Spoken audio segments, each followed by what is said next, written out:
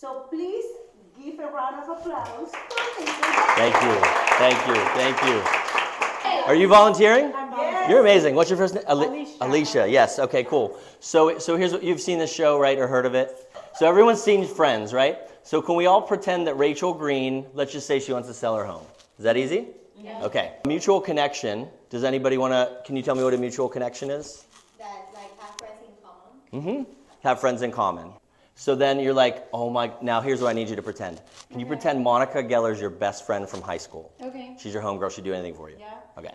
So if Rachel wants to sell her house, luxury property, she has no agent, and then you click on LinkedIn, you're like, oh my gosh, she knows Monica. Yeah. Wouldn't Monica introduce you? Sure. Yeah. should. If she doesn't, she's off my friend list. She's my friend. She better. My friends give me referrals. Yeah. Right, exactly. My friends give me referrals too. That's High five. right. Come on. So, like, would everybody here be comfortable with that phone call? Yeah. Okay. Yes. Does that legally, ethically get around the do not call list? Yeah.